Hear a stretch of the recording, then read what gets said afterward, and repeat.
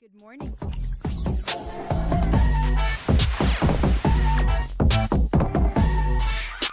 Hey, yo, what the? 10K TV. Welcome to another episode of 10K TV presented by 10,000 Takes. I'm your host, Adam Oz, joined always by my co-host, Kevin Olm, and producer, Dustin Luco, and producer, Ryan, where we cover all things NFC North with Kevin backing the Packers, Dustin supporting the Bears, and myself riding with the Vikings. Kevin, Week 17 of the books, 1 week left, and your team is Dude, in the playoffs. I don't know what the fuck. Yeah, I Welcome. mean, that's probably part of it. This Vibes aren't good, though. No, we'll get into all the nitty gritty details, but like I was meaning to do it and I didn't do it before the show started, but I wanted to like chart like a vibes journey throughout the season because my peaks and valleys have been astronomical. Yeah. Like it's been a wild ride and we are in a valley currently. Yeah. So yeah, it's not. We're in playoffs, I guess. Yeah. Dustin, congrats on the North. Thanks. Yeah, Yeah. he is. We took it. Now And- we just got to wait to see if we give Now it you back. just- now just Yeah. don't lose it. Well, because you didn't set like a high bar with the never give it back. So like for all time now, you have to maintain it. Well, maybe the if you NFL ever will lose implode it- next year, and Yeah. it'll just cease to exist. Maybe the NFC Central will come back or something.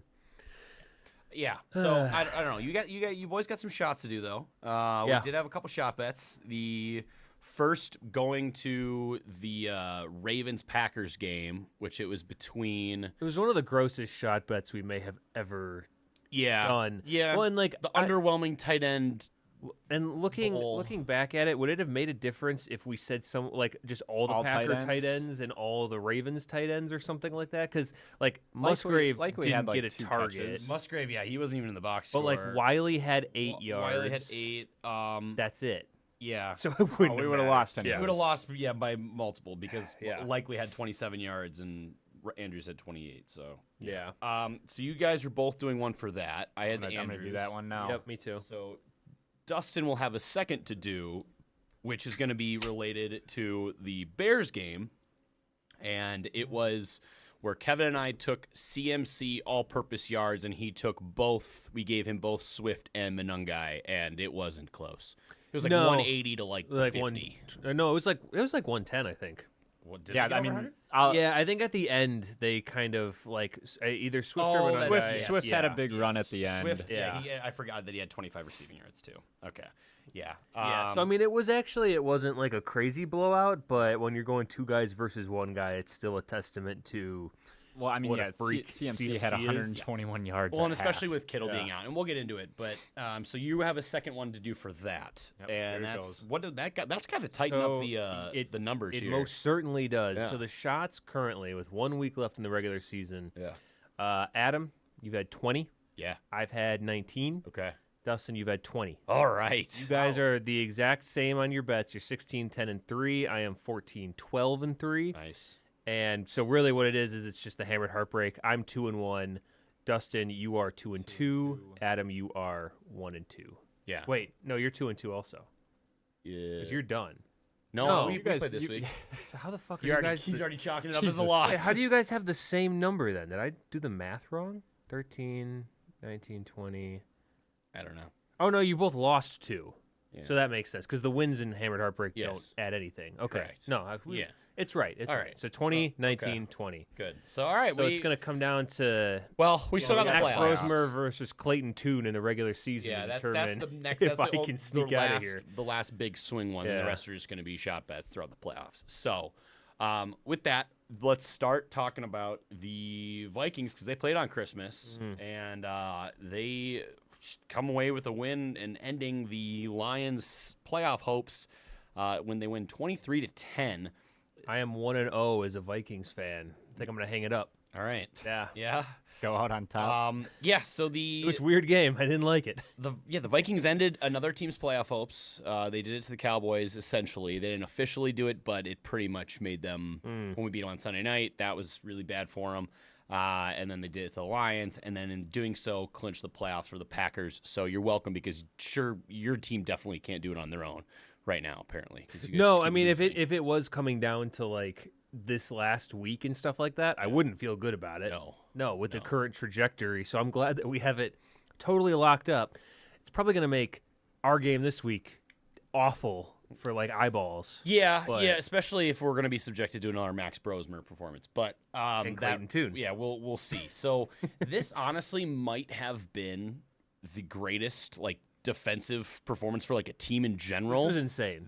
And also the single like worst offensive performance for a team that I've seen in quite some time. And I'm not even talking about Jared Goff. I'm talking about our offense minus one play by Addison. Yeah. Like everything else was just You got the abysmal. ball in plus territory like 7 times. This game should have been And like scored this once. game should have been like 40-10. Yeah. Like it should have been. Like If you have any sort of offense that can do anything, it would have been a 50 burger. like if McCarthy plays this game, we score over 40. He can at least move the ball down the if field. McCarthy I mean, plays this game, I think we see like a full quarter of Brosmer still. Like yeah, he like, would have I been just- he would have been I- out. I mean the fact that it was even like close is ridiculous because the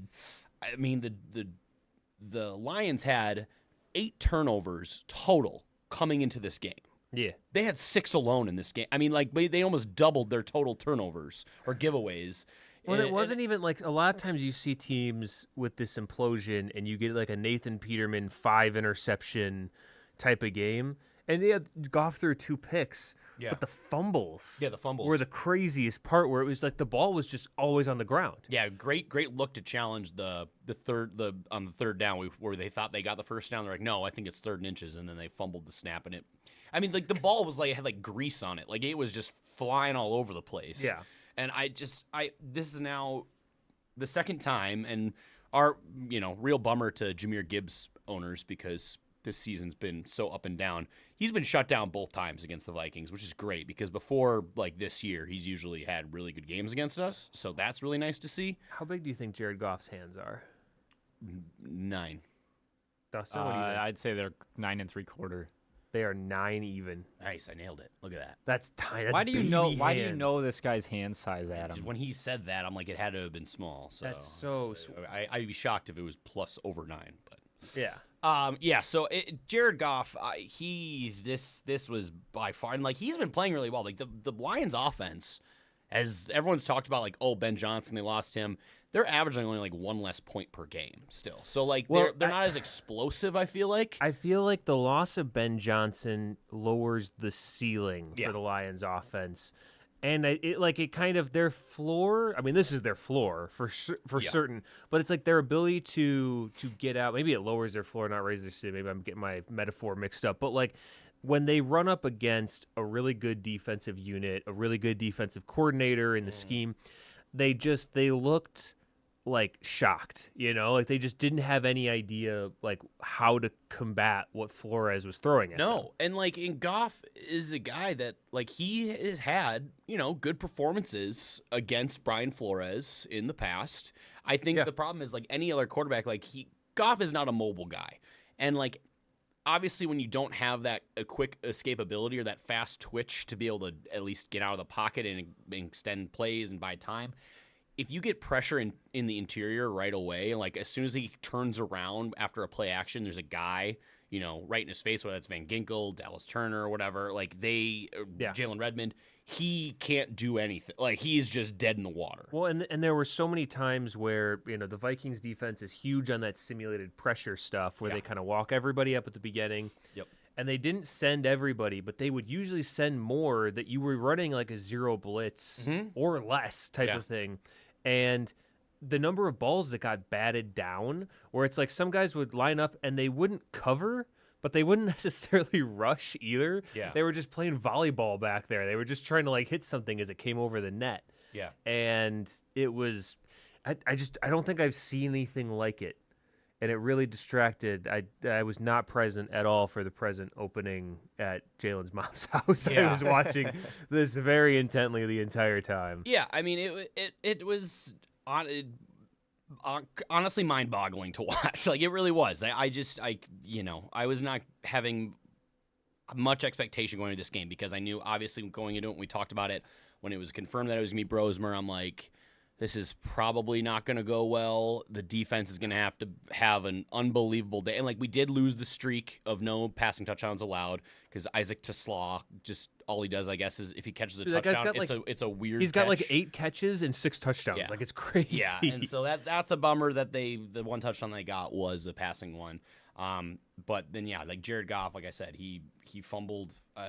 How many did he lose? Did He lose lost 3. He lost 3. fumbles. Gibbs lost 1, and then 2 picks. Yeah, and he threw 2 picks. 5 turnovers for Goff alone is tough. But on the flip side, Max Brosmer is like the kid on your group project that doesn't do anything, and you don't hear from him at all, but he's still there and gets the A. Like, he didn't turn the ball over. No, but he also, like... That's what you can say about yes, he didn't his have... day.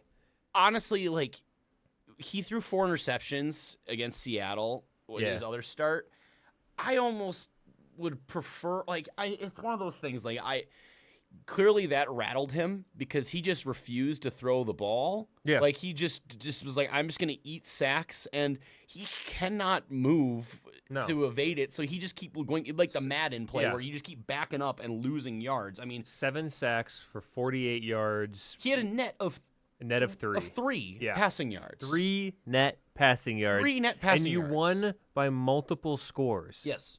I just, he can't move the ball down the field. And I'm sorry, he has no business playing in the NFL. He just doesn't. And, like, clearly he's liked because of, he's probably really smart, and he probably is great in the film room and all that kind of stuff. But he Are there people in your fandom that are, like, calling for him to continue to get looks? I guarantee it. That's insane. Yes, That's guarantee crazy. There are people out there that are like, I think they gave McCarthy 9 starts. They got to give Brosmer more than 2.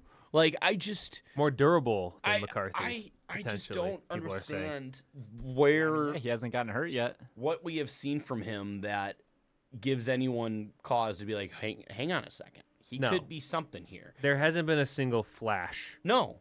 Like, he had one good 3rd down throw in the Giants game, and that was like it. Wasn't even that good. I mean, it was fine. Yeah, but it was like that was literally it. And, like, I mean, watching this game, even the stuff that he would hit, it would be late. Yeah. It would be like they run an out route and they're like turned all the way around with their heels on the sideline falling out of bounds because he delivered the ball after he should have. Yes. Like, nothing looked. Which you think like he would have figured out watching JJ do that most of the year? Only to the left. Yeah, I don't know. I mean, the Brosmer experiment has failed. Yeah. We'll probably get into it in the preview. We might see him this week again. I don't think we know for certain, but that's because it doesn't matter. You know? No, I feel like it is the takeaway from this, other than that Brosmer is not going to be on, like, he won't be on your team next year. He has no business being on an NFL roster, let alone in an actual NFL game taking snaps. Like, he just doesn't. Like, that it is what it is. There's a reason a guy goes undrafted and all that kind of stuff, and the only reason he's on the team is because he was at Minnesota, I think, for a year and all that kind of stuff. But on the flip side, it is funny watching Lions fans now because they talked so much shit for years. For the two years that they, owned the division, that they won the division. Yeah. Which was the first time they ever won the NFC North.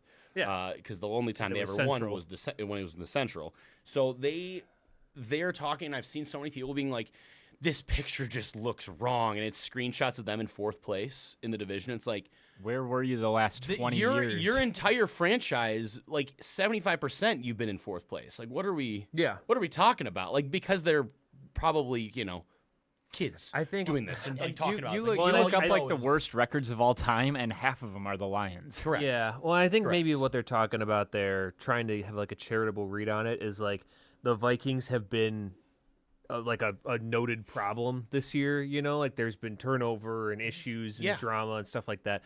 And now the Lions are in last place. Yeah.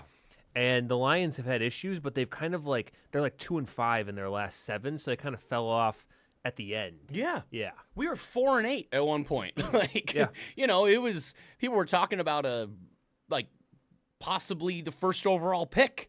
There was a time there. And I'm like, It's funny watching them twist themselves around and calling this season like, oh, we're gonna get a last place schedule. Well, not even confirmed yet. You still have to hopefully not have that. If we could easily lose and you could win, like then we're back to last. But the last place schedule thing that impacts 3 games, just 3. It's not that huge of a deal. And by the way, the Bears had a last place schedule going this year. One of those teams they got to play was the 49ers. Which we'll obviously talk about. There's also no way of knowing. It is a year-to-year league. It's not a guarantee that it's gonna be actually an advantage. It just is what it is. It's a silly thing to get excited about for 3 games. And I think a lot of people don't realize like we could figure out who we're gonna play in like 2037. Like if we really wanted to map it out, like minus like 2 games or something like that. Yeah, like we could know who we're gonna play. You just don't know when. So it is funny watching them try to now spin it and say that this isn't a massive disappointment because it should be, because you guys were an odds-on Super Bowl favorite going into this year. Yeah. You had a lot of people to prove wrong because you lost all your coordinators and your coaches, and you're trying to say, no, Dan Campbell's actually a great head coach. I'm sorry. Like, yeah, the numbers are not, like, terribly off from what you were. Yeah. But this is not helping the Dan Campbell coordinator merchant argument. No. Because Dan Campbell took over play calling on the offense a couple of weeks ago, and it's obviously affecting his ability to control his game. Yeah, because he's having to put so much focus on that. Well, he's got to take the time to put his glasses on and off too. Yeah, he got to keep those little readers out, and that takes time. I think we've had a whole like arc this season, right? Where week 1, Lions lose to the Packers, it looked really bad. Yeah, and people go, "Oh shit." The new coordinator's losing, Aaron Glenn and Ben Johnson. That's huge. The Lions might be dead. Let's overreact a little bit. Then they kind of pull it together, kick the shit out of the Bears in the like early part of the year, and everyone went, "Okay, that was an overreaction. The Lions are all the way back. They didn't miss a beat." Yeah. And now we're back to like, ooh, this might be a problem. Whereas like the truth is somewhere in the middle. Yeah. This is not the team that it was before they lost both of their coordinators. Well, and I mean, you can play a really good game, and I mean, the Bears have done it all year. You play like shit a lot of the time, and you come back and win in the last minute. The Lions are sustainable. The Lions are on the other side of that this year. They're playing pretty well most of the game, and then they just lose it at the end, and because they haven't really been blown out at all. Like they lost to the Bills in a high-scoring game, which. I mean, in those type of games, you never know who's actually going to come out on standard, top. Like this, I think this is the worst Lions game that they've had all season. Like, if we were not completely anemic on offense, this game is a blowout, and it's not close. Yeah. So I don't know. I feel like the offense. This was the worst I think I've ever seen this Lions offense in like the Dan Campbell era since their turnaround. After their first year. Since their turnaround. Like the second half of their first year, they turned it around. But ever since Ben Johnson took over play calling is when they turned it around. But the Vikings have had a horrific play by the offense and injuries all over the place this year and could still finish above the Lions in the division. That's so embarrassing. I'm sorry for the Lions. It is. It's really embarrassing. Yeah, it is. And looking at the last, let's call month and a half, the last 6 games of the Lions. Yeah. You look at what their defense has put out there. They've allowed 27 to the Giants, 31 to the Packers, 30 to the Cowboys, 41 to the Rams, 29 to the Steelers, 23 to the Max Brosmer Vikings. Yeah. Like, and the only difference in those games is that in those games, they scored 34, 24, 44, 34, 24, and then 10 this week. So the reason that this one feels so much worse is because they got stonewalled on offense, but their whole like recent MO has been, well, we're going to let them score 30, but we're going to score 40. Yeah. And suddenly if you can't do that, you're cooked. It's over, So this was, like I said, I'm 1-0 as a Vikings fan. It was great. Yeah. It felt so weird I did this when Addison did his run. Like I did the symbol. I was like, oh my God, it's happening. I yelled go at Jordan Addison. I told Addison to go faster, which is never a spot I thought I'd be in. No. So that was cool. And then I was like, all right, well, surely this weekend's gonna go well. Yeah. I mean, my last note is Will Reichert needs more respect on being among the best kickers in the NFL. Like he is so nails. Spider cams. He has had a great year. 2 kicks. And it's both the spider cam both to the wire. He hasn't missed 2 kicks those years. And those were all 50 plus too. Well, he has not missed any other kick than ones that hit a spider cam wire. But people say don't make the same mistake twice, and he did. I guess spider cam twice. I don't know why that cam wire is taking so long to get up there, but yeah. So I Will Reichert has been just he's so good. I love him so much. He's great. He's great. I want him to be our kicker forever, and he can be because he's only 24. Probably will be. Yeah, kickers don't really hop around that much if they're have him for another decade and a half. Yeah, be great. Yeah. All right. Next game here is Ravens traveling to Green Bay, playing on Saturday, 7 p.m. on Peacock, where the Packers lose 41-24. Derrick Henry just completely dominated the Packers defense. Yeah, this was weird because, like we talked about, when the Vikings beat the Lions on Christmas, the Packers clinched a playoff berth. Yeah, and that could have moved around at that point. In theory, the division was still in play. Had the Packers won out, Bears lose out, Packers get the NFC North, which is an advantage. So there's reason to try to win this game. It wasn't a meaningless game. Yeah. But then they also ruled Jordan Love out before this game started. And I haven't heard if that's he's still not through the protocol or if it's they're just putting bubble wrap on him because they have what they need, right? We have our ticket at least. So unsure about that. He didn't even suit up. He wasn't active. And it was the Malik Willis show. And this entire game, to me, at least on the defensive side, it looked like they just didn't even try. Yeah. They were we have our ticket. We're probably getting more than likely we're getting the 7. There's not a whole lot we can realistically do to change that necessarily, and so we're just out here to be out here. Yeah. I don't think I've ever seen that level of effort and just phoning it in on defense. Mm-hmm. And granted, Derrick Henry, very good at football still. Yep. People sometimes, and I've been guilty of this, are kind of okay, Derrick Henry's probably over the hill. He's not as effective as he used to be. But you get late in the season like this, everybody knows that the freight train called Derrick Henry is coming. Yep. Especially in a game without Lamar Jackson. I look at this and I don't know what the plan was on defense. Yeah. Because I don't think Jeff Hafley's an idiot. I think he's good. If anything, this game might keep him around for one more year. Mm-hmm. He's getting talked about as a potential head coaching candidate in certain places. And they just looked completely unprepared. Yeah. I mean, everything about the scheme on defense was lazy and it was poorly thought out.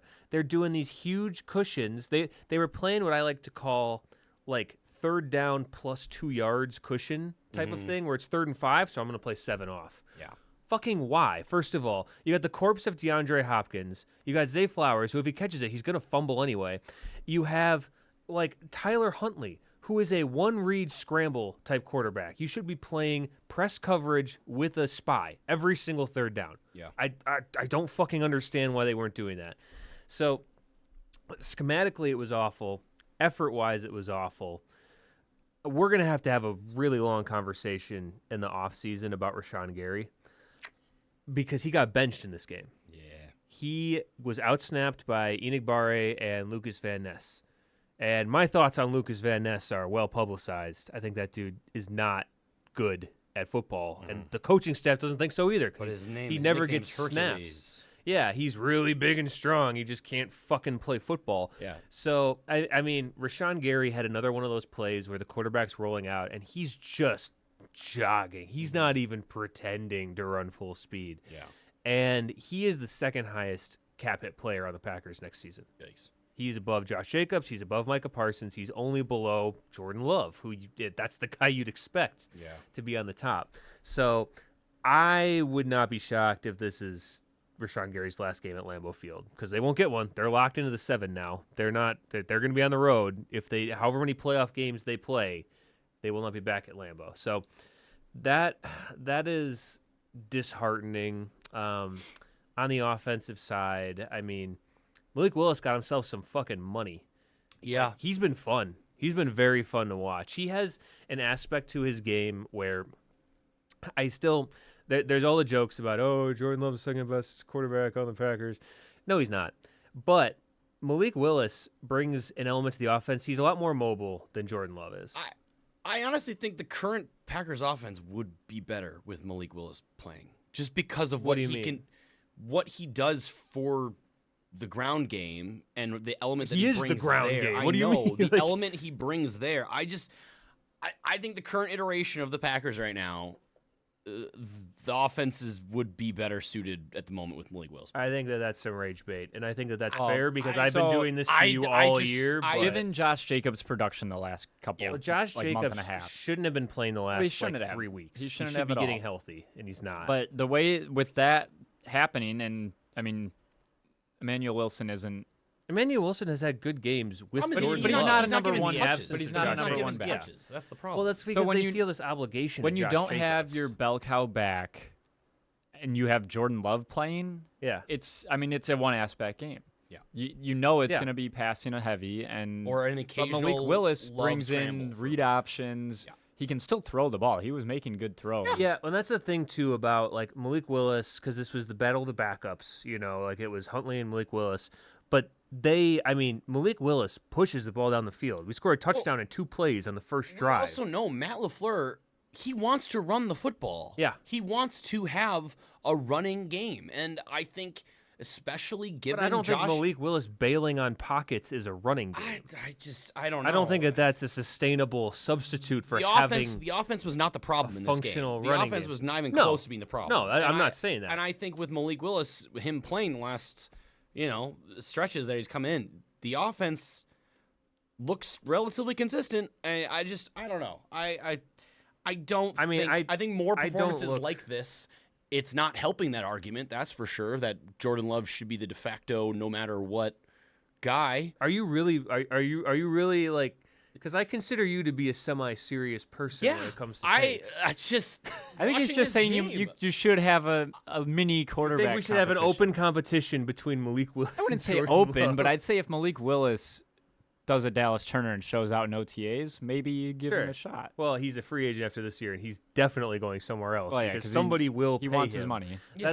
That's what I was saying, where he'll be a free agent. Well, you can. He's going somewhere where they're going to pay him to potentially probably have a competition with Kenny Pickett, and he'll beat him to be the starter, right? But and that's good for Malik Willis. He'll go to the Raiders. He's been a great backup. I mean, when Jordan Love got hurt at the beginning of not this season but last season in that Eagles game in the fuck ass field in Brazil, Malik Willis came in, and I think that there's like a tangible difference in the play calling. When Malik Willis comes in, you see Matt LaFleur totally change his tendencies. Yes. And I don't know where that comes from, and I wish that he would just do it, because he's not making the offense more complicated for Malik Willis, the backup. That's not happening. So it's like I don't understand why he gets more creative. He feels like he has to do more to like prop up Malik, and I'm like, well, just try that hard all the time. Like I don't understand. And he's still doing, fourth and gotta have it inside zone from a shotgun. If I ever see that fucking play again, I'm gonna freak out. I don't know. I mean, Malik Willis looked good. And, like the Ravens' defense is not like they were bad at the beginning of the year, but the second half of the year they have not been an issue. It's been Lamar and the offense having issues. Two things can be true. Malik Willis looked good, especially for a backup. He looked like he should be a starter somewhere. Jordan Love has played very well this year. Do you think that that's not true? No, I just think like the Packers have been losing. The Packers have been stumbling, and the offense leading the league in EPA. The offense has not been consistent. I feel like that's been an issue over the last month or so, right? But I don't think that that's Jordan Love's fault. Well, he's the quarterback.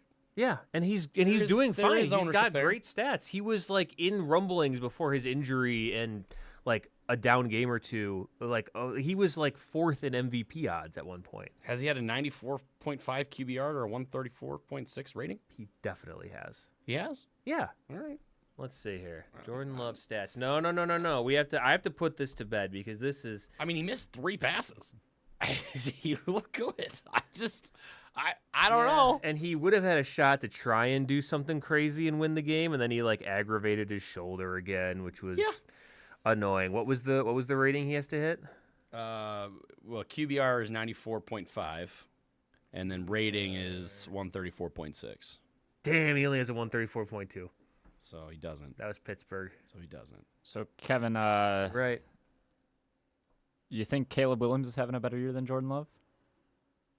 Is he? I haven't looked at the stats. So Jordan Love with one less game. The way you said that, it feels like you had it. Jordan Love with one less game has 3,381 yards, 23 touchdowns, and 6 picks. Okay. Caleb Williams has 3,730 yards, so 289, I believe. Okay. Difference with 25 touchdowns and 6 picks. So 2 more touchdowns and 300 more yards, but 1 more game. Yeah.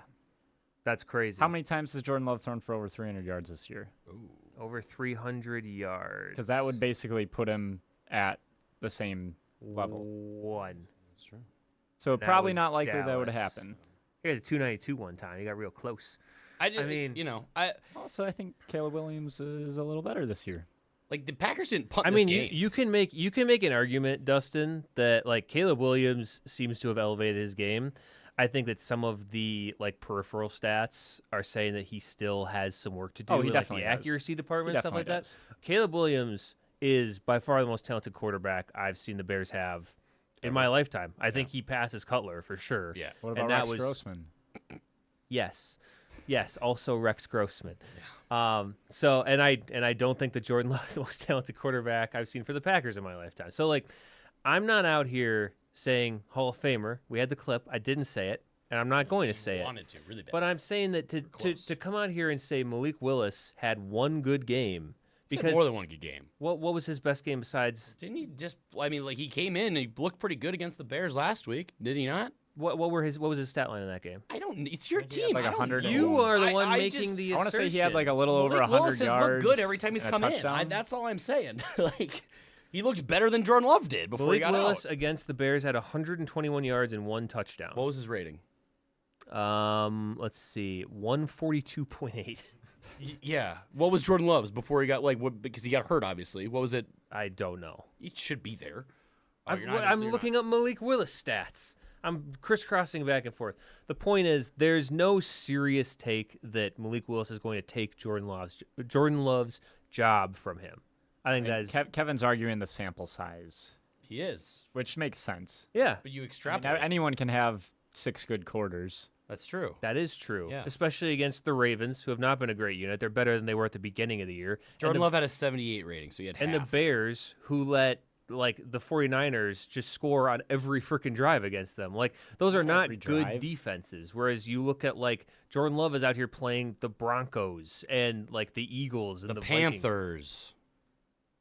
What do you want? I just like it's like he's going against like you play who your schedule has. Like I don't know what you want there, but like I just can't believe you think it's a serious take that keep Malik Willis and get rid of Jordan. I am just a guy wanting to ask a question. Yeah, that's what I am. So it feels like you have a lot of frustration about your quarterback this season. Oh, here's the deflection. And it's becoming my team doesn't need a QB controversy. Your team does. Oh, you've been defending your boy all year.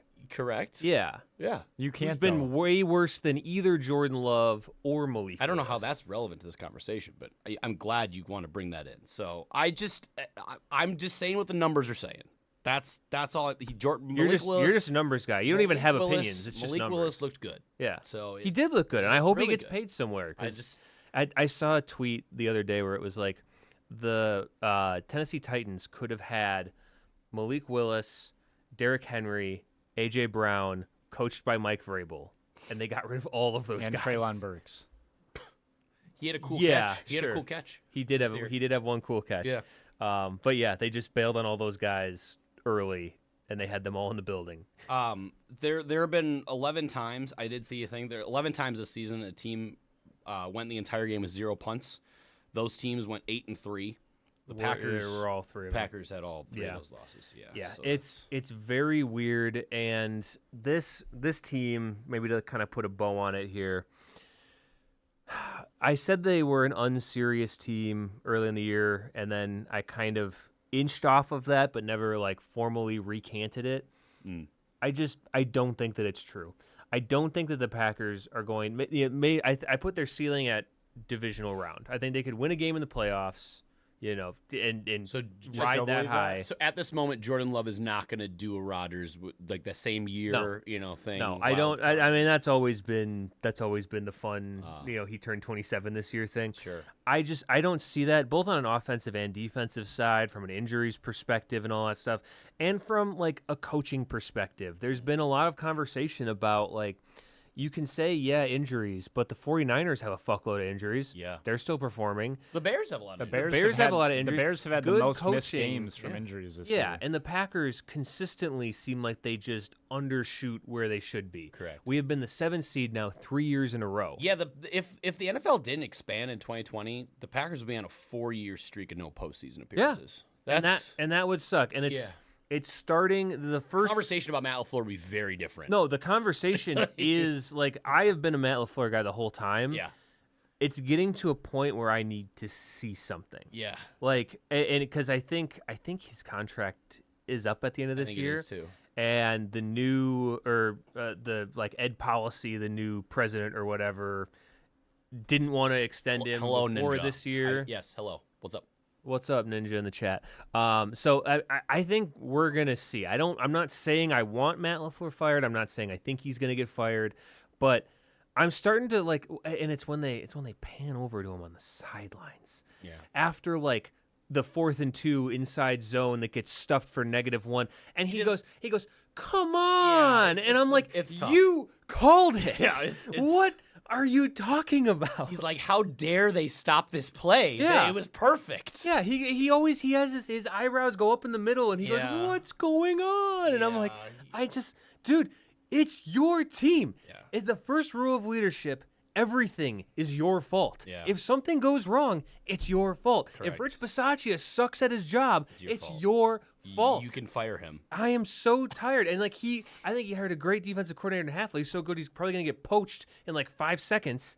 And I think that he's a good coach, but he needs to lock the fuck in. Yeah. Because he's like too nice or something. I don't know what it is. Yeah. It just pisses me off. So that's the bow here. I mean, we're making the playoffs, so I'm bitching a lot, even though we're going to the postseason, which is more than most teams. But it feels like the bar should be higher than just 7 seed, 7 seed, 7 seed, 7 seed. Yeah.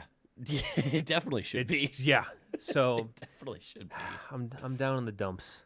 And I got to watch this game with my dad. And we were just mad the whole time. Good. We were mad for 3 hours. Good. We were watching the first drive, and we're like, they're not going to be able to stop Henry. And that was just 3 hours of our lives. We're just saying that over and over again. Yeah. All right. Stupid. Well, last game here is a Sunday night where the Chicago Bears traveled to Santa Clara, take on the 49ers at the site of the Super Bowl, actually. So there's a lot of pre-Super Bowl of discussion stuff about that. And the Bears lose in honestly good chance for game of the year, 42-38. What a game! Yeah, what is defense? What a game! Except for the pick six at the beginning. Yeah, like that was all play. the defense First packed into like the first play, and then they're like, all right, we're just gonna. Yeah, I sat down on my couch last night for the kickoff, and I was on my feet within 30 seconds. I was like, there's no way. Like, this is sweet. Like, exactly what we need to start the game. Get Brock Purdy flustered. And he was real flustered, wasn't he? Yeah, it definitely showed the rest of the game. Back-to-back 5 touchdown performances for Brock Purdy. Brock Purdy has had kind of a crazy run the last few weeks since coming back. Yeah. He had like one really shitty game where he wore the Toyotathon jacket. Yep. And they took that off. Yep. And suddenly he's Superman. Tom Brady. Yeah. He looks. He's Tom Brady, but he can kind of run. He can scoot. He can scoot. Yeah, that's a good way to describe it. He looked really good. But on the flip side, like if the 49ers can tighten up on defense, then look out because Purdy right now is playing. I think they're saying Fred Warner might be able to come back for the playoffs. You're saying that? I'm like, I don't know if I buy that. But I guess he's on injured reserve. But I guess he could. I think he could come back. It's just a timeline issue. But like, I mean, dude has serious injury. It was a dislocated and fractured ankle. Yeah. It wasn't. And it wasn't that long ago. No, I mean, he's up and moving. I guess he did like the sound horn. the horn thing that they do. I don't know. Yeah, that's a stupid thing to do before a game. Oh, yeah, I don't know what that is. Foghorn too. It's like, look out, like boats. I thought it was like for like coal mining and stuff, or like mining. I thought it was like a foghorn because they're the bay. But they're the 49ers. Yeah, I know, but I think it's used Yeah, they don't do a horn for like the coal. Like we got the coal. So they have a lighthouse for basically like that's what I know the Patriots have. Well, that's where 49ers live, in lighthouses. Oh. Do they? Yeah, it's a foghorn sound. I'm double checking. Yeah, the Bears defense I think is gonna be in big trouble if they can't get turnovers because they aren't that good. No, they're not. Yeah, they're the defense was terrible. I mean, Trent Williams went out on the first play, and McCaffrey had his best running game of the year. We had one sack and one QB hit, and both were by Austin Booker. Other than that, we did not hit. Yeah, fuck that guy. Are you counting when he just like punched Purdy in the head when Purdy ran in one of his touchdowns? No, he literally just came flying so 2 QB in and hits. just like punched him. So we had I might add that guy to the list. I don't like that guy. He literally just took a swing and hit Purdy and punched him in the head. And then Purdy Dougied on him, so that was pretty cool. Gotta love that. Very cool. I want to know. So there was another interception that the Bears had on the goal line. Okay. Which got called back because a hands to the face call against C.J. Gardner-Johnson. Yeah. Which it was. I mean, I'm not a huge fan of that being that call, though. I'm not a fan of that penalty that affected my team. It's on a press. He's pressing him on the line, and he Adam, if you just ignore the penalties that my team did, they'd have a much better day. But no, he hit him in the chest, and his hand kind of slipped up and grazed against his helmet. Happens all the time. Like, it's a dumb very call. common. On it's a very press, common. though, it didn't affect his route at all. He should be more accurate with his press. Yeah, like why are you fucking up by his neck? If I think it's just a soft call. There's a whole bunch of like real estate that you can hit. I think that it's the correct call. It's also a call that like it's a quintessential like you see it on the broadcast and you go like, oh, he's got his hands in it, and they don't call it. So like I get what you're saying. I just think Dustin, hands to you guys the literally face. got a pick 6 on the first play of the game, and like your defense, that's literally the only good play really they made. Like they couldn't stop them. What were I don't know. What were the like penalty like distributions here? Let's see. There really weren't a lot. 7 for 39 yards on the Bears, 5 for 55 on the Niners. And they had the one turnover.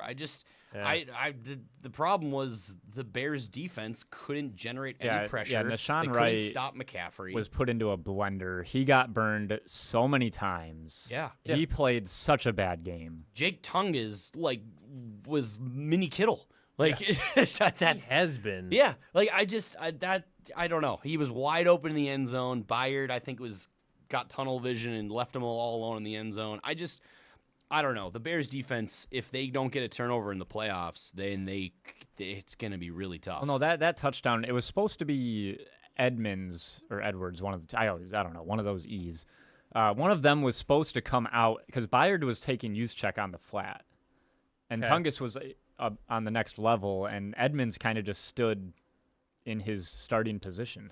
Still, the guys that are, well-seasoned vets that probably shouldn't have that bit of a mental lapse. But when there's a guy just standing by himself in the end zone is usually a bad thing. Yeah.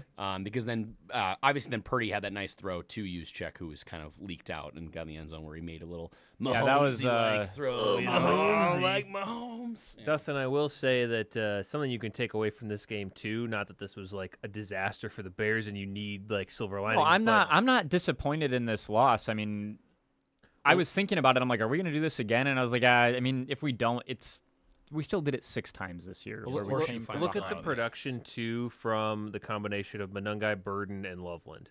That's something to feel good about. Yeah, that was one of my notes. Shit. Luther Burden, besides one drop, he had a great pretty game. Bad drop. Burden and Loveland are going to be a problem, and I don't like that one bit. Yeah, I don't like it. Yeah, no, and the thing, Monungai, honestly, the thing that's nice is obviously Burden's a deep threat. Loveland has shown that he can get down the field. Well, because Loveland was always he was a receiving tight end. Like he wasn't his issue. Like he wasn't on the field in the beginning part of the year is because he just wasn't as good of a blocker as Kmet. Like he just wasn't. He was a bit. He's on more of the undersized part of a tight end, and so when you have Ben Johnson who does like to use the run game to open up the pass game, if you can't block, then you're not going to be on the field. Like that's just if you're a tight end, obviously. But he's obviously been coming on really strong in the second half of the year, and I don't like the fact I didn't like that they drafted him. Luther Burden, I think, was a bit of a wild card, but I mean, like he clearly his strengths are run after the catch and what he can do after he gets the ball, and like he showed it in this game. I mean, he was solid. Insane. I can't wait to see what he does next year because DJ Moore is gone. Yeah, DJ Moore is beyond gone. Yeah. I mean, and Rome Odunze missed his 4th game in a row. Yeah, and DJ Moore had one catch. Well, because I think Rome Odunze, he missed like 2 games, then he tried to play, and then he hurt himself in warm-ups for the other game. With a foot. Yeah. Yeah, I don't know. I mean, I'm with Burden kind of stepping up a little more. I mean, I think it's going to help a ton because Caleb seems to be most accurate when he's throwing a deep ball. He's most accurate when he's running around like crazy. Yeah. Well, there was one like drive. That's his weird superpower. The last drive we had before Excels the half. out of structure. Mm-hmm. He missed Loveland twice, Yeah. which should have been. I mean, there was one where he overcooked it, threw it ahead of Loveland too much, and then the next play he just threw Loveland, it way too low. Well, no, the next play he threw it away, but Loveland was turned upfield and he had like a 20-yard separation to the safety help where he could have floated that in there, and that was a first down, extended the drive. Yeah. Malik Willis would have hit that. He probably would have. He's probably one of the best QBs in the North. Yeah. Right behind Caleb. He's jumping up there. He's definitely like top 4. Yeah. Yeah, probably. Totally. So. Oh, yeah. Yeah, with that, the run game thing pissed me off. We had 17 runs between Monangai and Swift. Yeah. Most weeks, they're both getting that many touches. Yeah, I feel like you guys just got into a shootout so quickly that it was like we just got to fuck. But the thing is, we were never down. Like we were never down by more than 1 score. Yeah.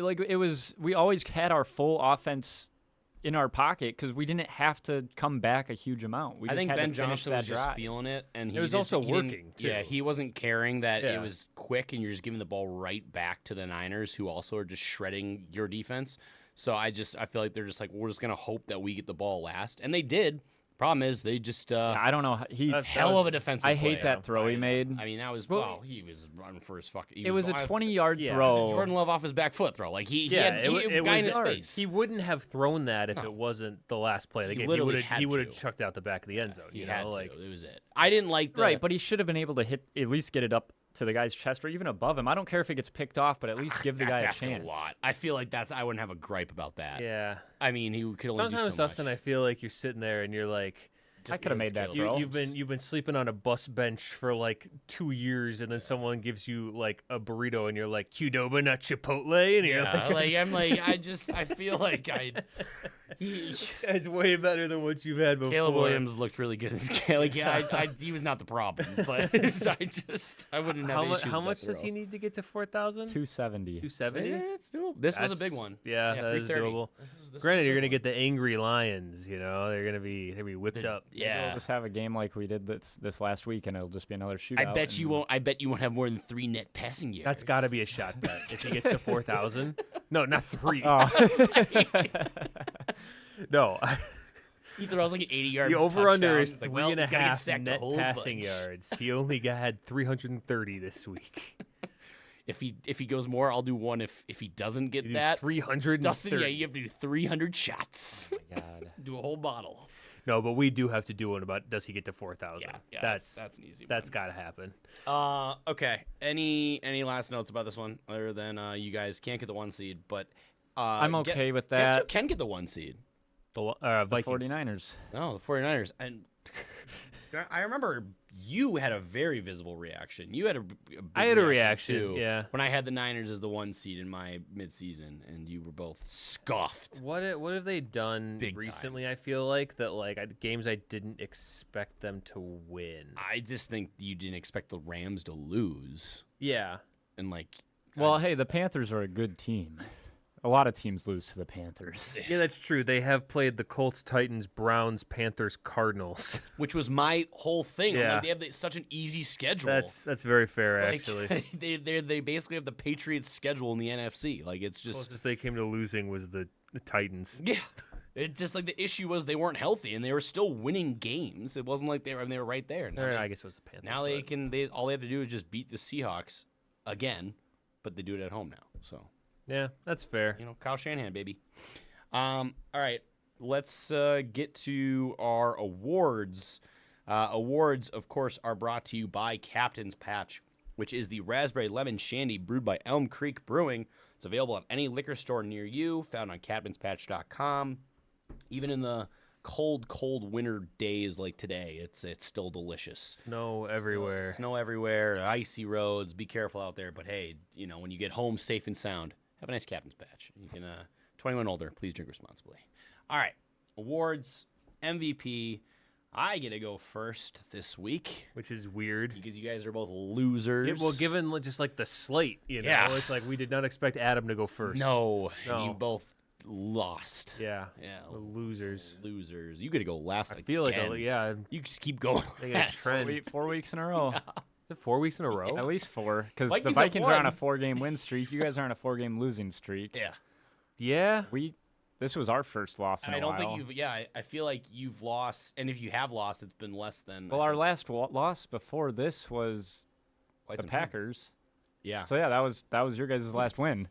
All right. Just gotta play the Bears again.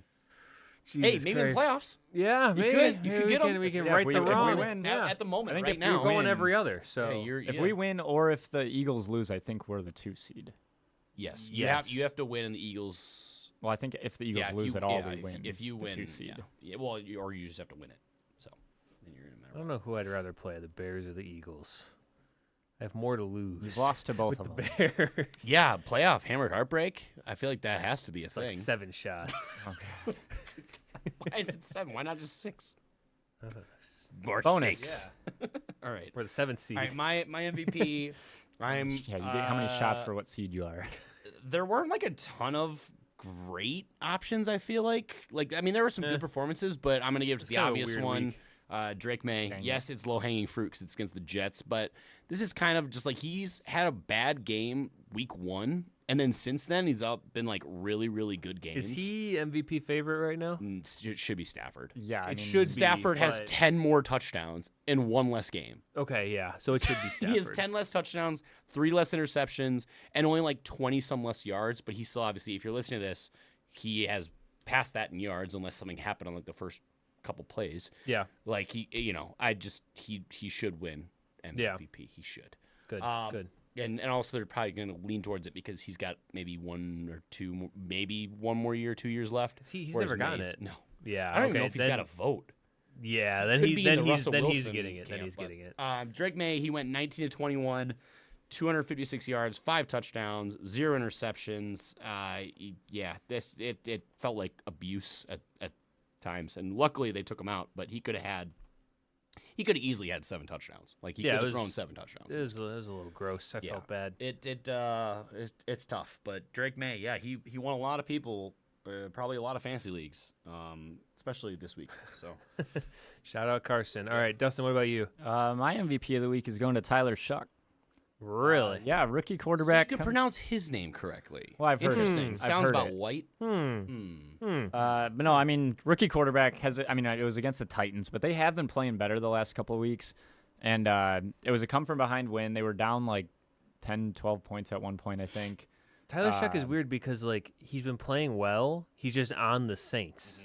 It's the money ball. Like this is Tyler Shuck. He's actually been playing really well. Yeah. His defect is that he plays for the New Orleans Saints. Yeah, I mean, this is no one's paying attention. His last 3 weeks, he threw for 272, 308, and 333. Yeah, which is pretty crazy. And all he has is like Olave. Yeah, that's it. He doesn't even have Kamara. Corpse of this isn't even Jawan like Johnson. Yeah, this isn't even like dumping it off to Kamara over and over Vela's again. been like hurt though too. Yeah. So like he hasn't even really been in. But I don't know. Yeesh. All right, Kevin, who's your MVP? My MVP this week goes to a guy that I didn't think we'd be mentioning again in the middle of the season, Mr. Bill Krosky Merritt. Nice. Bill on Thursday night had 11 carries for 105 yards and 2 touchdowns. So you could say most of that came on one 72-yard rush. Nice. But even so, it's been a weird year for Bill. You know, he was like a fantasy football sleeper guy at the beginning. Then it looked like he had the reins. Then it looked like he definitely didn't have them anymore. Mm-hmm. Now he's got him again, I guess. Yeah. I don't know. It's hard, but he makes me laugh with his nickname of Bill. So good job, Bill. I wanted to sneak him in here one more time. I have a feeling it probably won't happen again. Yeah, probably not. Probably not. I got billed for $0 in my auction league. Nice. Yeah. Started him once, I think, all year. Good. I named my team after him. So. Nice. All right, my Kadarius Toney Award winner. I'm just going to collectively give it to the Steelers and primarily the Steelers offense because they had a chance to win their division and not have to worry about Week 18 against the Ravens, and they get to play the the Browns, and they should beat the Browns. They should beat the Browns, but everyone should beat the Browns. It'd be really embarrassing to not beat the Browns. It would be really embarrassing. Yeah, that would suck. Browns. Yeah, and they were coming off the high of beating the Lions, and where Kenneth Gainwell looked like Barry Sanders, and it was just. And Antonio Freeman had a baby. And Jalen Warren, yeah, and then it was just ridiculous. And Aaron Rodgers couldn't do anything, and now they have to hopefully maybe get into the playoffs just to lose in round one. They'll have DK back if they make the playoffs. That's true. That is true. The Steelers now are winless in their past 5 games versus teams entering 8 or more games below 500, which ties the longest streak in NFL history. Holy shit. So Mike Tomlin just makes it so difficult. 9-8 just looks so good to him. Well, and that's like they get to play now the Ravens for the division, correct, basically, which is fun for us. It is very fun for us. So, I thought about maybe giving it to Sauce, but I don't know, maybe one of you has Sauce because I saw a stat about Sauce, and that's... I did not. Sauce Gardner his teams have combined to go 2-13 this season. That he's been on. Oh, yeah, because they acquired him, and then everything fell apart. Correct. Yes. So they're 2-13 with Sauce. He is bad vibes guy. He have the number 1 pick. Yeah. Sauce would have the number 1 pick right now. So that's crazy. The Sauce Gardeners could go 2-14. All right, Dustin. What about you? My Kadarius Toney's going to Josh Allen. We had another game, 2 in a row, that Josh Allen just didn't really. I mean, he kind of turned it on at the end of the game, got him back into it. Almost, they could have tied it, but they decided to get greedy, and he made a bad throw on the 2-point conversion, which ended up ending the game. Yep. But he also had a really bad fumble. Yes. I think in the first half. Yeah, and I mean it was a torrential downpour, but yes, that was a very odd play. Well, and all the Bills players just kind of stopped. Well, because he very much was like, it was a pass. It was a pass. It was close, but yes, it was a fumble. Yeah, it was not good. Yeah, Josh Allen. It feels like Josh Allen now is becoming like boom bust, but at like an 80-20 split, where like most of the time he's really good. Yeah. But when you get a down game, it's like, oh shit, that's really bad. Yeah, I mean he still ended with like 22 fantasy points or whatever, but that was because of like the fourth quarter. But yeah, it was for a while or a long time. It was just nothing, and I think they get there. They got shut out in the first half, right? Yes. Yeah. Yep. Well, my Kadarius Toney, kind of in the same vein as I don't think I'm going to get to shout out Bill maybe ever again. Dante Pettis fumbled, which is very funny. Oh. That I didn't know he was still playing football. Good for him. I haven't heard the name Dante Pettis in quite some time. Yeah. So he fumbled. Well, he's still playing out there. He getting good for him getting out there. Just get some cardio in. Yeah. Yeah. So he's on the Saints now. If you guys are wondering, I don't even know who Dante Pettis is. He's a receiver from like a slow receiver. Yeah, that went to Stanford from like a while ago. Yeah. Yeah, would have for sure thought that he would be not here anymore. Yeah, but I think he honestly may have played with like McCaffrey. Did he actually? I think so. He's been in the league a long time. Yeah. So that's just a little blast from the past, a little deep cut. I don't think I'm gonna get to shout out Dante Pettis ever again. Nice. Yeah. All right. My stock up. We talked about it a little bit here, but I give it to division drama. So week 18, we get. Oh no, that's mine. Well, you should have come up with multiple. It's similar. Did you have another one, Dustin? No, you should have because you knew who would go first. No, you're going second. This man. But it's not a secret. He wins the North one time in the history of stops this fucking show, trying. Yeah, we should do whoever's leading the division gets to go first. I honestly don't hate the division that. Last week. But then that would be like that could potentially be like one person every like for the whole year. It could be one person potentially. Make your team win more. You're an owner, Kevin. Come on. Yeah. Yeah, but you're not. I'm worried about you. That's true. I'm not an owner. I don't have any say. Yeah, that's what I'm worried about. You would be just trapped. So you have the best chance to make a difference for your team. It's crazy that the Bears fan on this panel is the one that's like, we should go off of like cumulative achievement. Because they're doing well this year. Don't worry. His tune will change. So, division drama, the AFC North, the NFC South, and the NFC West, plus the 1 seed, will come down to the final week of the regular season in the AFC North and NFC South regions for winner go home scenarios, because the loser is not going to the playoffs, and the winner probably will go to the wild card, and that's probably it. Yeah, but they won their division and they'll go to the playoffs, so you never know. But good for them. That's excitement for us. It's good for us. Good for us. It really is. It's good because there's going to be like a lot of not very interesting games this weekend, and there's going to be several that are very interesting. Yeah. Dustin, what about you? Think of something. Go. I'll go stock up hopes and dreams. Because the Raiders now hold the number 1 pick. Okay. Well, this might be a stock down. Fuck. Which I've seen a lot of people are obviously saying Mendoza's projected to go number 1. Yeah. He might not even go to the draft. Yeah? He could say, I don't want to play for them. I'm going to stay in Indiana for another year. I wouldn't blame him with the money that college players make but now. he's like the most like Kirk Cousins-y guy. I don't see him doing that. I mean, yeah, it's not it was probably one of the worst Heisman races we've ever seen in our lifetime. Yeah, they should have just given it to Ashton Genty a year late. They should have said, here you go. Yeah, he's been electric this year. I mean, Shadur had like 1,000 more yards, more touchdowns. It should not have gone to And he was Shadur. like, well, no, last. Why would no, you I'm say saying, Shadur? No, because he had. Where did that come What's from? happening right now? He Way would have better. been No, the his Heisman stats, this year. you're Yes, saying. his stats from Mendoza this year were like 1,000 more passing yards. I was very confused. Like 6 more touchdowns. Colorado won like 6 games, yes. and they literally were just stat padding Travis Hunter the second half of the year, right? Yeah. That's why his stats were good. Whereas Mendoza is the number 1 team. But he's talking about Shadur would have been like the Shadur's, leading statistical quarterback. I just feel like Shadur got 4th last year. Yeah. Well, Dustin, this kind of dovetails because my stock up was draft drama kind of at the top. Well, you should have had a 3rd one. Well, no, because you didn't even say this, though. I had a different one. It's a different. Well, I could have used mine. It's a spin-off of yours. Right now, the Raiders are 2-14 in the driver's seat for that number 1 spot if they lose. Yeah. The Giants, Jets, Titans, Cardinals are all 3-13. So we have 5 teams that are within striking distance, and none of them play each other in the last week of the season. So there's going to be some tiebreakers. There's going to be maybe some games getting thrown. Who knows? I mean, the difference between the number 1 and the number 2 pick could be substantial in terms of what you can turn that into if you trade it.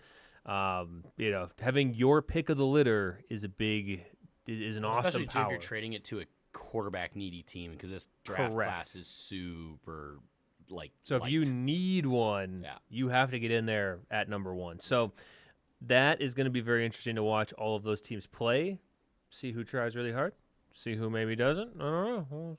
Yeah, we've been getting a lot of alerts saying like, player X will be starting, and like they're going to keep all their starters. Yeah. I haven't seen too many teams because like a lot of these guys like Mike Kafka, like he is coaching. He's an interim coach right now. Like he is basically auditioning. Like I can be a head coach. Yeah. Like so he's gonna try. They're gonna try to win. They won. Sure. They beat the Raiders. So good for them. But not good for them, I guess. So I don't know. Giants fans, that's tough. Okay. My stock down, I'm giving it, you mentioned Josh Allen. I give it to the Bills' offensive plan. This kind of is like for the full season because we see this a lot where Joe Brady, their offensive coordinator, play caller, he wants to be balanced and really lean on James Cook, who is leading the NFL in rushing. Like you have to establish it. He's having a great game, a great season, and all that kind of stuff. They paid him. They want him to get the ball. He opens things up. But in doing so, you've made yourself pretty one-dimensional if that isn't – because, like, teams know you're going to try to establish the run. Very predictable. It's very predictable. And you have literally Superman at quarterback, like probably one of the most physically gifted guys in the NFL.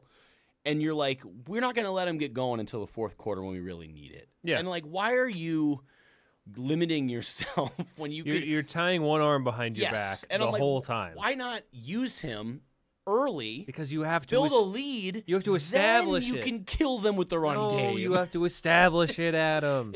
It's so mind-boggling because your testosterone is so low. You don't want to establish it. They should have won this. Use Josh Allen as a runner. No. They should. That's not real establishment. He's the human buffalo. No. I can't. Especially in a game where he was dinged up and stuff, so he wasn't running as much, but that didn't stop him from still getting in the end zone with his legs. I'm just picturing the Mr. Incredible, the math is math meme. Yeah. Where, you have to establish the run. I just the 2025 Eagles in this game, that they are now the first team since the 1987 Patriots to win multiple games in a season in which they didn't complete a second half pass. Yeah. Hurts is the first quarterback in this era since 1978 to go 0-7 or worse in multiple games in a season, passing wise, it's just in a half. I don't understand, and that they lost this game because they, the fact that they didn't play for overtime, they had all the moment, is what it is. They had a wide. All Josh Allen has to do is make a routine throw. Yeah, but I would never guess that the Eagles would be able to win the game in overtime. It just did not feel like that for the last 30 minutes of the game. But sure, and that worries me with the Bills in the playoffs because they're very predictable. I don't know. They don't have any real talent outside of James Cook on offense because Dalton Kincaid doesn't play. Correct. They have no receivers. They have no tight end that makes noise. It is James Cook until we need it to be Josh Allen, and then it's Josh hoping Allen. Josh Allen can pull do a some rabbit crazy out of his shit. ass. Yeah. It's crazy. Dustin, what about you? My stock down is going to people that think Tet or Tyler Shuck are Rookie of the Year. Because, This is a Luther Burden thing? No, it's not. Oh, okay, good. So I've got two other guys that I believe It's a Matthew Golden take. are higher, Emeka Ibuka. that I believe are better rookies this year. Travion Henderson has literally been handcuffed to the bench. But he hasn't been more productive. They're going to go off of season stats. So right now, Tet is the highest odds guy to win it. Yeah. He has 66 receptions for 929 yards and 7 touchdowns. Yeah. Travion Henderson has 858 rushing yards, 7 touchdowns, 221 receiving yards, and a touchdown. So he's got more touchdowns, he's got more yards. More scrimmage yards, yeah. And he's played significantly less than Tedero McMillan has. The other one is Jackson Dart. Now, Jackson Dart has made more trips to the Blue Medical Tent than anyone else in the league. That's a great stat to have. Yes. But he's the comeback player of the year, and it's his first season. He has, so what is his stats? He's thrown for a little over 2,000 yards, which he's played, 10 and a half games, I think, if you take out the time he's missed when he's gone out. I'm not going to look it up. Sure. 13 touchdowns, 5 picks, and then on the ground he's got another 455 yards and 9 touchdowns. Yeah. So he has more rushing touchdowns than both of these guys have touchdowns. Yeah. So you're just anti-Tet. He is anti-Tet. I don't think he's the Rookie of the Year. Which is funny because he likes the Panthers. But I do, but I don't think he's the. I think there's Shocked. better options for Rookie of the Year. He's anti-Tet's mom too because he's calling him Tet. He is. I'm not going to listen to her. She's not my mom. I'm not going to listen to her. But I mean, I don't know. I just think I don't think he deserves it. He's had a great year. Yeah, he's probably gonna get over 1,000 yards if he has a good week this week. But I just don't think he's the number one rookie we've seen this year. Yeah, I don't know. I can't have this conversation because my guy just had one catch for 12 yards. They just don't use him. I don't understand. He's not even out there. He's getting 20% of snaps. I think this is a good segue into the Week 18 preview here. But wait, I gotta do my side. Hi, this is Kevin Erasure. All right. I won't stand for it. My stock down is regular pants. I don't think that Mike McDaniel's getting fired. Oh. Yeah. So, joggers on the up, but this is stock down, so it's regular pants. It's good. The Dolphins, they won last week. I did not expect them to, but they keep accidentally winning. I don't know. They're just they're not good. Quinn Ewers, baby. Yeah, but they're not bad. It but seems is it like more so that Baker's just been playing like garbage the last month and a half? That's I mean, and on the Buccaneers defense is But it's. I mean, I think that benching Tua honestly was like the final piece of furniture you can throw off the boat while it's sinking. Like it will buy him at least part of another. Yeah, did he still give up play calling? Did that keep the boat afloat? No. So he's gonna get fired. It's sinking slower. Yeah, it's gonna last a little bit longer. He'll get to mid-season next year. Because Dolphins owner is not a smart person. I don't remember Steven who it Ross. is. No, they have like 40 owners. Yeah, Fergie's an owner. Serena Williams. That's Serena Williams, noted idiot. She married the guy that created Reddit, I'm pretty sure. Yeah. I think that's who she's with. She married a nerd? What an idiot. So, I don't know. I'm calling my shot now. I think Mike McDaniel lasts at least part of he'll be there at the start of next season. I can't make any guarantees beyond that. All right. Nice. He'll be in the coach's picture. Yeah. Nice. One more coach's picture. Nice. In joggers. Good for him. Yeah. Good for him. All right, now you can move on. All right, now that I'm finished. Let's get to the Week 18 preview then. Okay. So the first game, because we didn't know the schedule until after last night's game. Yeah. But the first one is the Green Bay Packers traveling to Minnesota to take on the Vikings. They play at Sunday at noon. Wouldn't you know it? They put us at noon. Wow. It's almost like this game doesn't matter to either team at all. I'm shocked. I said this last week, and I just left my note here because it remains the same. I need McCarthy to play because I can't do another game of Brosmer. I can't. I just. Do we have any indication right now? No. Not at the moment. We won't know until like Wednesday practice reports start coming out. Yeah, so Tuesdays have the off days and stuff. And so I just feel like a fractured finger on your throwing hand. It's a hairline fracture. It's a hairline. It's still a fracture. Yeah, I would be shocked if he played. I will put it that way. I am. So I'm kind of expecting Brosmer to play, and there has been some talk on the Packers side of things that okay, if this game doesn't matter at all, we're basically locked in the 7th seed. You don't play Jordan Love. Malik Willis looks like a very good backup that you'd like to have. He's got a shoulder thing right now that he aggravated in the last game. So are we going to get Max Brosmer versus Clayton Tune? Is that what happens to us this week? You got to protect your QB1. I mean, whatever. This could be one of the grossest games that we have to live stream. It could be.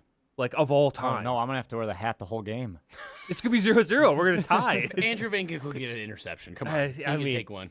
I don't know. It's going to piss me off if, like, I have to do 3 shots next week because Max Brosmer got 4 net passing yards. Yeah, Clayton out-sucked Max Brosmer. Yeah, like, it's going to come down to the defense. What defense gets turnovers? Yeah. Like, that's what it's going to be. Like, this could potentially be really gross. At the same time, I don't think I want Jordan Love out there because he is not the most durable guy in the world. And he sometimes does stupid shit and puts himself at risk. And you're going against a Brian Flores defense who's playing out of their fucking minds. Yes. And he's going to get hit. If we know anything about the Minnesota Vikings is that they love to injure Packers quarterbacks. It's just a staple. Name 2 times. Anthony Barr and fuck you. There you go. Do it. Can't do it. Was there another? No, that was the Bears broke Rodgers' collarbone the second time. Glass collarbone Rodgers. It was the other collarbone because it grows back stronger. But I don't remember that. It was some dude. He was not like a big name guy. His definitely real wife should really make him drink milk. Just in his old age now. We haven't got any more Aaron Rodgers has in been the whole pissing season. me off lately because he hasn't been pissing you off for like 18 years. Well, yeah, lately. But he hasn't. I'm starting to really dislike that guy. But he hasn't been playing well, and I've seen so many clips of him like running to the sideline and going out of bounds, and then he's like, "Oh, a 44-year-old or 41-year-old just outran you." Well, because when things are going good, he's the biggest cocky asshole. When things are not, then he's not even everyone else. I saw that one though, but there was another time where he tried to do the hard count and nobody jumped, and they like, it was like the end of quarter, and he goes, "I used to be really good at that." you see what he yelled at Jonnu Smith, where he's like, "What the fuck are you doing?" Yeah, when yeah. he just get the fuck over here. Yeah. Fuck are where are you fucking going? Yeah. Just didn't know what to do. I don't know. I don't know what to play. So this has potential to be really gross. Yeah. So I think we have one for the Bears game in the 4,000 yards. I don't know what to do if here. All right, Jefferson gets 1,000. What if Clayton Tune gets over a 70? I feel like he didn't last week. He wouldn't have got it. But they are going to feed him. That's what I'm saying. Like, all I care about, literally, I don't care. Like, I would not like to not be swept by the Packers, but like you said, because it's probably going to be Brosmer Toon.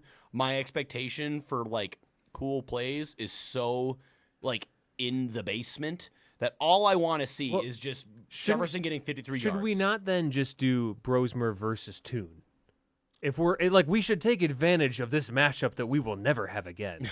Like that, we will never get to wager on a Brosmer Toon matchup. I mean, my quarterback, Good Lord willing, but Toon threw like one throw and it was. What if we did it like anti? So What, I'm we on took the Toon. each, we took each other's. Yeah, I'm on the Toon side. You're the Brosmer side. Honestly, I kind of like that. That's I where kind of we're like at. that I because mean, I could cheer for Brosmer. He's a gopher. I'm tired of cheering for Brosmer. If it's him again, all I want to see it. It's an emotional hedge for both of us. Him too. throw to 18. That's all I care about because it's gonna be so frustrating if he gets like. It is 50 yards and he ends 3 yards short because of Max Brosmer playing the last couple weeks. How easy it is to get to 1,000 yards now. Like Jefferson has been really, really subpar in terms of production. Yes. For like 2.5 months. Yes. And he's still probably going to get 1,000 yards. Hopefully. That's crazy. I don't care if that means we target him 20 times. Yeah, it's going to happen. Like, just like feed him every single time you can. I don't care if he's triple covered. Bubble screen. Yeah, bubble screen. like literally. This is going to be like Mike Evans last year. With 1,000 yards. Yeah, it should be because O'Connell. Dude, imagine how many yards Mike Evans needs this week. I think it's like 300. Well, and the problem is, like, I don't have an issue. I honestly think O'Connell is going to do everything he can to get the ball to Jefferson. The problem is he can't physically make Brosmer throw the ball. Throw it for him. So, no. like, he's calling these, and Brosmer's just being a bitch and not throwing the ball. Like Brosmer the maybe bitch. Maybe O'Connell should pull the longest yard and go out. Go there in himself. Yeah. If it's at halftime and it's like not looking good, and I'm like, all right, seriously, let's see what we got. Yeah, let's see. I don't know. All right, line here. This hasn't. Wait, I didn't pick a side. Oh, okay. Are you? So you guys are doing anti? Yeah. Yeah. I'm gonna go with Brosmer because Toon probably will throw a lot of picks. Anti-bet Brosmer versus Toon, Dustin, or you can just say Adam. Wait, so you take Adam takes Toon. Yeah. Is there a replacement? I was gonna say I think we need a backup. Because I don't want to ruin the line thing. Yeah. Yeah. I think the because if Malik Willis plays, this is not a fair bet. or if McCarthy plays and it's Toon. Yeah, also not a It's fair. not a So if fair either bet. of these guys is out of here, let's do JJ 1,000 yards. Yeah. Okay. And I'll say no, whatever. Okay. I'll say yes. Okay. All right. So we have our secondary one. So if it is the Brosmer Toon Super Bowl, then we have it. Otherwise, if it's anyone else, then Yeah. yeah. Okay. And the other one is Caleb 4,000 yards before we get to the preview. Correct. Okay. So we'll All talk right. about that. Over under. Line on this one. This has not moved since it opened up. And neither has the over under. All right, Dustin, what do you got? Packers 4.5. Give me -5. I don't want to go out and I wanted my to go boys. higher. I wanted to go higher. You said what? 4.5. You said Packers. Yeah. So it's the Vikings -6.5. Oh, so it's Toon. It's gotta be. I think they're thinking McCarthy's playing. McCarthy's playing against Toon. I think that's probably what Vegas. See, I was thinking it was going to be Brosmer Willis. Yeah, this is so hard because there's so many unknowns. Yeah, it's on Vikings Monday by night. 6.5. Jeez, That honestly might be like The Vikings' best spread of the year. yeah. It honestly probably it's almost is. a whole score. What did you guys? Do you remember what you guys had against the Bengals? I don't think it was that much. I think it was only like 2.5. Yeah, it was not because we were just coming off of the Falcons game. And it was like the first it was the first Jake Browning game, so it was like didn't really know how bad it was. Yeah, they were looking at last year and be like, he'll throw for 350. Yeah, honestly, it might have been like Vikings minus like 2.5 or 3. Like it might have been just pretty much like they're the home team, give it to them. It was also the first Wentz game. That's true. Yeah. That's true. So it was the Browns in London or wherever that game was. We were 2.5 for only 3-point favorites in that game. So yeah. Okay. All right. Over under. Give me 39.5. That's a good line, Kevin. I was thinking about this. I'm like, it's gonna get gross. I'll go 39. 37.5. Oh, holy shit! Bad. Does Matthew Golden get a touchdown? No. Does he get a catch? It's gonna be rough. He gets one. He is gonna be in rarefied air. Well, if it's two, I don't even know if he gets one. It's gonna be rarefied air if he does not. They're doing a Mike Zimmer, like, you're just not on the field type of thing. I don't know. I'm writing it off for it's a problem for next year. They didn't do that with Jaden Reed. Yeah. But the problem is that we now have a Jaden Reed, and we have a Christian Watson, we have a Romeo Doubs. You spent a lot more capital on Matthew Golden. I think the plan is long term that Golden's gonna be the guy. I think Doubs is gone after this year. Christian Watson comes back, and Golden takes over like that number 2, and Reed is someone in the slot. pays up for Doubs that they wouldn't match. I think that's what happens, but okay. I think they might also rest receivers this week. That is also true. So Golden might be on the field more. Yeah. Get a touchdown. Yeah, like he needs to. It's not looking great. I saw there were some gross comparisons that I saw that were. Devontae Adams had a bad rookie year. He had a touchdown though. Did he? Pretty sure. Is Golden or he wasn't a have first rounder though. He doesn't. He does not have a touchdown. Oh my God. Not even rushing. Doesn't have a touchdown. He had imagine he had a rookie 50 for receiver having 483 and 1 touchdown. Yeah. So yes, and he was a second rounder. And so what does Golden have? 0. No, I'm talking total. Zero yards. Like 300 something. I'm pretty sure. I don't even think it's 4. He has. Yeah, he has 28 for 353 and 0. Like if Kevin White played the amount of games that he has, then he'd have better stats than Matthew Golden. Potentially. Kevin White's also like 6'5". I know, but like they're both first rounders. That's what you compare it to. You just like what first. Luther Burden was a first rounder. No, he was not. Was he not? No. Oh, he was a second rounder. Yeah. Why did I think we had? He was early. I was thinking we had 2 picks for some reason. Yeah. No, you didn't. All right. Other one here is Detroit going to Chicago, take on the Bears. Play on Sunday, 3:25 on Fox. Bears still playing for playoff seeding, so they could get a 2 seed still or a 3. So that's kind of they're locked into either of those options. Oh shit! I don't know what I want. Lions just playing for pride at this point. You don't know if you want the 2 or the 3.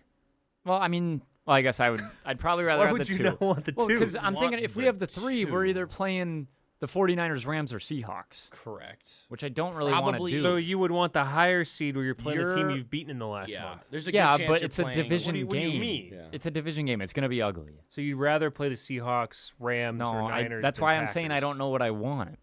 But I feel like you know. I don't know. You're listing like 2 positives for one and 2 negatives for the other, and you're like, I can't decide. I'm like, what? If I were you, I'd rather play the Packers. I mean, with the health of the Packers, yeah. This year. Yeah. But it wasn't an easy win. Yeah, but it'll be Jordan Love, our QB2. Yeah. Maybe QB3. We'll see. Maybe. Who sees what Clayton Tune can do, you know? That went off of Bo Melton's hands. That interception was only partially his fault. Bad throw, but also should catch it. Yeah. So there. That's my hill to die on with Clayton Tune.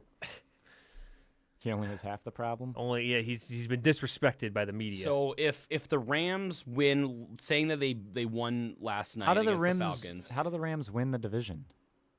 The Rams get 2 more wins. They're playing tonight. The Rams can't win their division.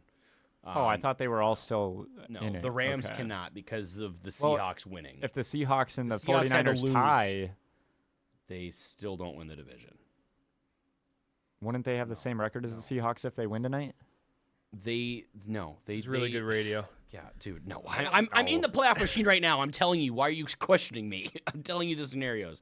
The Rams, if they were to win, if they beat the Falcons, most likely they did, and then they beat the Cardinals, which they should, they will be locked into the 5 seed. And then it's going to come down to it's going to be the Niners or the Seahawks are the 1 seed. So whoever wins that game, the loser goes the 6th seed. So you're either playing the loser of that game or Green Bay. That's who you're playing. So you know who the 3 teams you could play. You can't play the Rams. Okay. Which is probably the best case scenario for you. Although I don't know, you just lost this. I don't care. You should win this game. So the Lions go 1-5. I think if we played the 49ers again, we'd beat them. Okay. Because our defense can't play worse than they played. Flip it. Yeah. They could not get a pick six. That's true. Dustin, they also could not allow 42 points. How do you feel the Lions are going to be in this game? Do you think they're going to be sad? I mean, and they're going to be pissed off. I don't really know what to think about this one. I mean, I don't know what they're. It means nothing. Jameer Gibbs 12 touchdown game. Well, yeah, because like the Dan Campbell wants good vibes going into next season. Let's end on a high note. Yeah, he's gonna go for it. He's gonna go for it on third down. They know they're not gonna. They can't ruin the Bears' season or anything. They can make. All they can do is decide if we're getting a 2 or 3 seed. Yeah, they can just flip you off on their way out of the season. That's which they probably want to do. Yeah, and I guess it also probably comes down to which players are close to their incentives on what they're going to be doing with that. If they want to go that route and try to get their guys money. Yeah, I don't know. I mean, the way they've been playing, I think our defense obviously cannot play the way they did against the 49ers. Yeah. I don't even think – I mean, we should be able to put up 30 against them. There's a world, too, though, where you guys rest because all of the NFC teams will have played at or before your game, right? I think the Eagles play at the same time. Eagles are at the same time. Yeah, okay. So they could still. You don't know. You have to. And is the Seahawks Niners game at noon? Seahawks Niners is earlier. It's Saturday. Oh, Saturday. Okay, yeah. So they'll know what they need to do.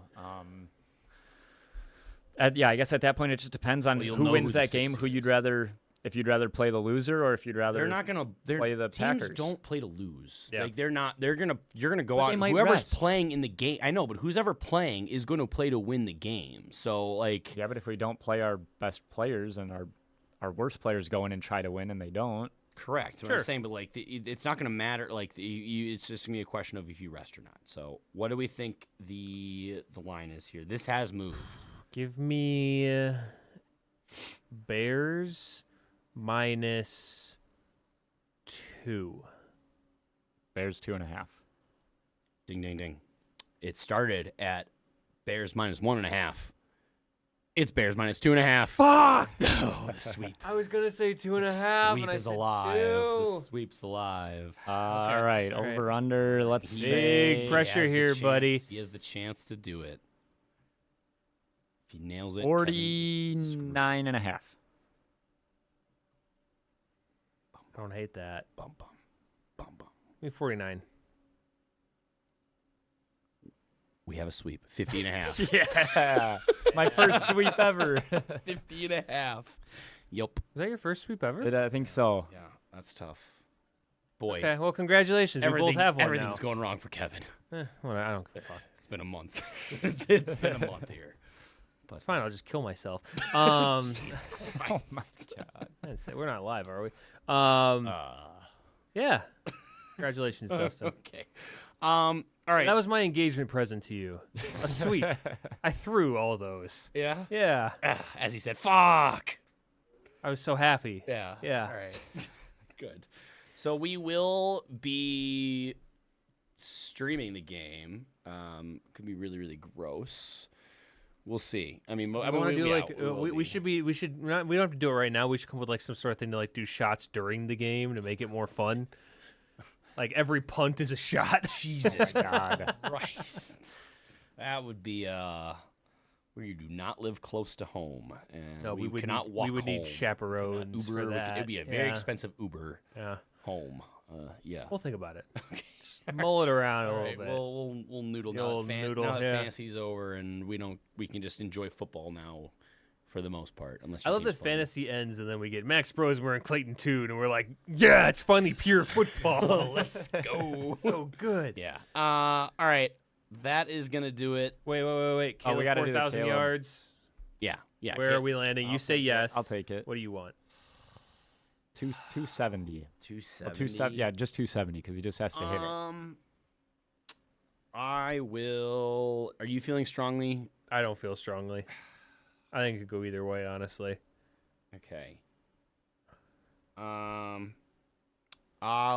go on the no side because I just don't think they're gonna have a ton to play for. Okay. I'll say no as well, because otherwise I'll be on the only side of two of the bets if like we do the JJ McCarthy 1,000 yard or JJ. You'd be with me 1, on that one though.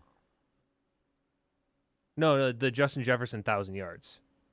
Well, yeah, but you can't. If J.J. McCarthy or Malik Willis play, then we pivot to the Justin Jefferson 1,000 yards. But on the Caleb one, you'd be on my side, so you wouldn't be on your own side on both of them. He's not on the Caleb. He's... Oh.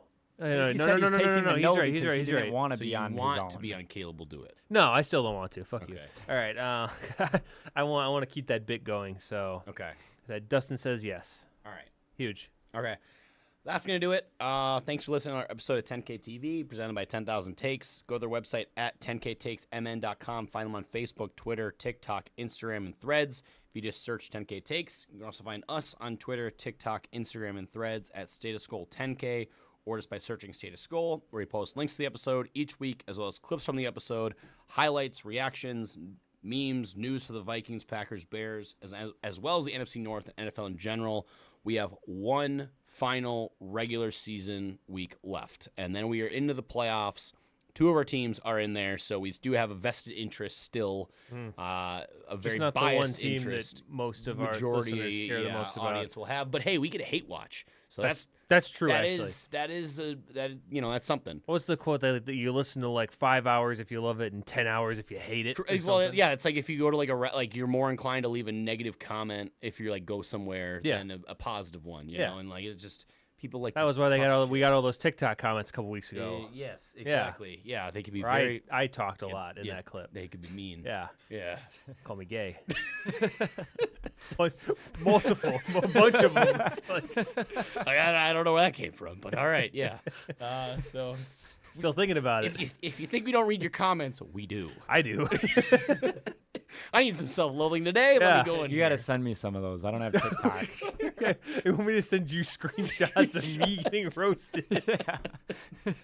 Dustin, somebody call me gay. It is one of those things where I'm like, oh, this clip will be great for engagement, just for negative or positive. Like, it's good. That was perfect. And then Jack was screenshotting them and putting them in the 10K Discord. Like I have that. I have that. I can. Yeah, where he was just like, oops, someone else roasted Kevin. I'm like, good. Self-esteem through the roof. Yeah, this is good. It's great. Very good.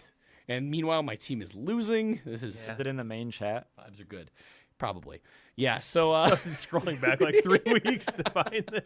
He's just gonna like laugh on his way home. All right. I've been your host, Adam Oz, joined always by my co-host Kevin Holm and producer Dustin Luco and producer Ryan, where I support the Vikings. We have Kevin supporting the Packers. Still through this stretch, but he's going to be cheering for him to the playoffs. And then Dustin with the NFC North winning Bears. So that's a first for this show's history. Weird sentence. So that's good for them. Kevin, final words. It's tune time.